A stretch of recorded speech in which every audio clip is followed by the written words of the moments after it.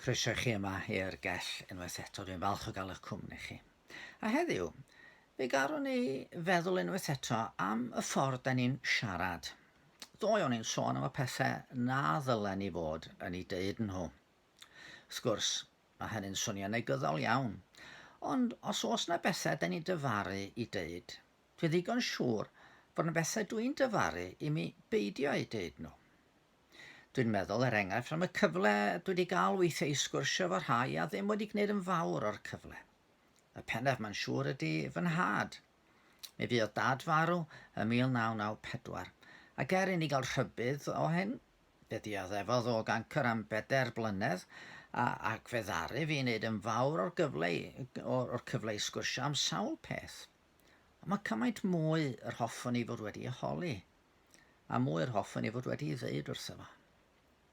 Ond wrth gwrs mae hynny'n y gorffennol. Beth am rwan? Be ddylwn ni fod yn ei ddeud heddiw, yr wythnos hon, y flwyddyn hon? A pa fath o bethau ddyle fod yn nodweddu yn sgwrs i? Ga i awgrymu rhai pethau gobeithio fydd yn help i ni gyd feddwl amdanyn nhw. Peth cyntaf efallai ar y rhestr ydy'r gair bach hwnnw, diolch.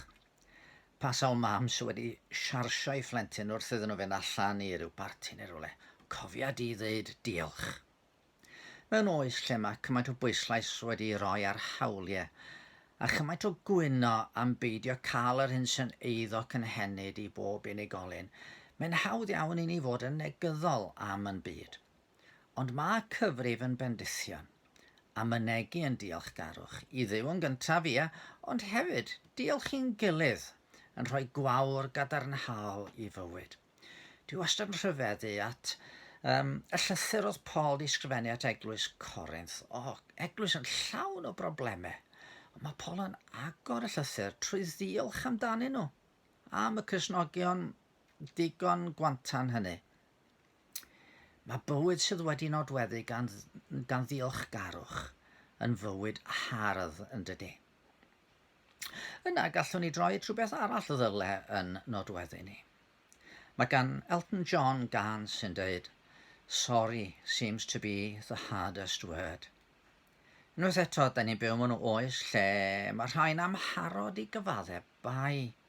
Di llywodraeth ddim am gyfaddau iddyn nhw fethu yn eu cyfrifoldeb. Chi'n cael meddygon, gweithwyr proffesiynol eraill yn byw mewn ofn rhag iddyn nhw gael eu herlyn yn y llys am gamweinyddu neu camdrin rhywun. Mae amddiffyn yn hunain wedi mynd yn ffordd o fyw mewn cymdeithas lle mae pobl yn cael eu cymryd i'r llys am y peth lleiaf. Ond y gwir ydy bod ni gyd yn methu. A mae bod yn ddigon gonest i gyfaddau hynny ac ymddiheuro. Wel, tydi o ddim yn arwydd o wendid o gwbl, mae'n arwydd o gryfder. Mae'n dda i rieni fedru ymddiheuro i'w plant weithiau pan maen nhw ar fai, achos mae hynny'n rhoi patrwm i'w plant i ddilyn y dydy. Mae'n enyn hydern yn gilydd pan da ni'n gwybod bod ni ddigon gonest ac agored i gyfaddau pan da ni wedi methu. Ac onid ydy edifeirwch yn un o'n nodweddion bywyd y Cristion bob amser. Yn drydydd, beth am eiriau o rybydd? Pa riant sydd ddim yn deud wrth i blentyn am beidio rhoi di fus yn y tân, neu grwydro'n rhy agos at y dibyn. Da ni wedi clywed digon o rybuddion eleni am yr angen i olchi'n dwylo a chadw pellter oddi wrth yn gilydd, a mae angen geiriau o rybydd weithiau. A gadwch i mi fod yn blaen fan yma. Mae'n hawdd iawn condemnio rhai fel rhyw spoilspots piwretanaidd pan da ni'n mentro i fyd moesoldeb. Ond mae canlyniadau nid yn unig i roi eich bys mewn fflamau. Mi oedd geiriau yn Carodd Parry Jones. Mae chwarae'n troi'n chwerw wrth chwarae fo tân. Yn sôn am roi mewn i deimladau a chuddio'r gwir. Ac wrth gwrs hynny'n dwyn i ganlyniadau poenus, loes a gofid. Ac o bersbectif yr hyn ddydodd Iesu, mae yna fwy na thor priodas neu anapusrwydd personol a chymdeithasol yn y fantol. Fe ddydodd Iesu geiriau yma, os yw dylygad de yn achos cwymp i ti, tynef allan ei daflu oddi wrthyt. Y mae'n fwy buddiol i ti golli un o aelodau na bod y gorff cyfan yn cael ei daflu i uffern. Os yw dy law dde yn achos cwymp i ti, torri ymaith ei thaflu oddi wrthyt, y mae'n fwy buddiol i ti golli un o aelodau na bod y gorff cyfan yn mynd i uffern. I Iesu, nid ffantasi oedd uffern a'r tywyllwch eithaf.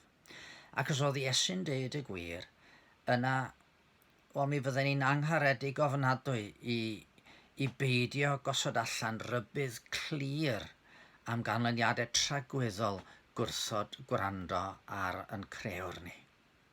Mae rhybydd yn briodol wrth i ni fyw yn bywydau. Rhybydd am anfoesoldeb, rhybydd am uffern dragweddol. Ond rhag mod yn gorffen ar y nodyn yna. Mae yna un peth arall ddyle fod yn nodweddu sgwrs y Cristion. Oherwydd ochr yn ochr ar neges am farn, mae yna newyddion gogoneddus am waredwr. Mae yna un sy'n deilwng oll o'm can. Mae yn uchel a gogoneddus, ac eto ein mwyn mor uchel oedd fe blygodd yn isel a gostyngedig. Mae'n brydferth mewn sancteiddrwydd, a mae yn drigarog a graslon. Ef yw'r llew o lwyth Jiwda, ond hefyd yr oen a laddwyd yn mwyn. Fod i'r un ddari edrych arna i yn yngwrthryfel, ac yn edrych yn anghondemnio, fe gymerodd fy lle i wynebu dicter yn ef yn erbyn fy meie. Mae'n gwybod y cyfan amdanau, ac eto, fod o'n deall fy meddyliau cudd, mae'n yngharu fi a chariad tragwyddol. Felly, fe ddymunwn ni fod fy sgwrsio heddiw mewn rhyw ffordd yn cyfeirio at fy ngheidwad. Fe ddylwn ddeud yr hyn fydd yn gwneud i bobl feddwl yn dda amdano.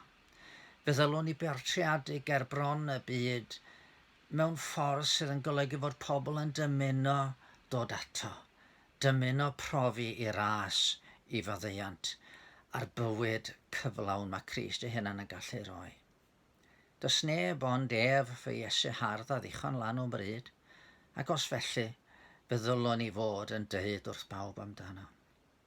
Mae'r byd heddiw yn dymuno bod ni'n cadw'n crefydd yn breifat. Ond fe ddysgodd Pedr trwy brofiad chwero iawn nad yna'r ffordd. Os bydd o wadu adnabod Iesu o flaen y llys, bellach ymlaen i eiriau hyf wrth y Sanhedrin oedd, ni allwn ni dewi a sôn am y pethau rydym wedi clywed a'i gweld. Felly, gadewch chi'n sgwrsio ni heddiw gynnwys diolchgarwch. Edifeirwch lle mae hynny'n briodol, rhybydd lle mae angen hynny, ond yn fwy na dim, gadewch i ni ganmol yr oen, fel y dydodd Pantycelyn, mi ganaf trafo anadl o fewn i'r ffroenau hyn am gariad yn dioddef ar ben Calfaria fryn, am goron ddraen blethedig, am hoelion garwau rhyw, i ganu fy enau deuog fel eira gwynau liw. Ydych chi'n ei weddio? O Dduw yn tad, ddoe ydden ni'n gofyn ar i ti osod gwarchau ar yn gwefusau, fel yn bod ni yn cael yn cadw rhag deud y pethau na ddylen ni. Ond o arglwydd, heddiw da ni'n gofyn ar i ti lenwi'n gennau ni, a'r pethau sy'n mynd i fod yn ddyrchafol, a'r pethau sy'n mynd i helpu pobl. Helpa ni o dad i fod yn onest, fe bod yn geiriau ni yn cyfeirio pobl at yr un sydd yn heiddi i ganmol yn fwy na neb. O, llanwn gennau ni, a clod, nid i ni'n hunain, ond i'r arglwydd Iesu, a mi ddo erioed yn cofio ni, yn caru ni. Amen. Wel, gwrandwch ar bobl heddiw'n siarad.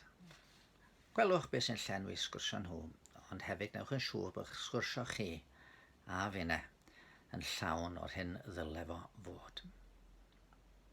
Hwyl fawr.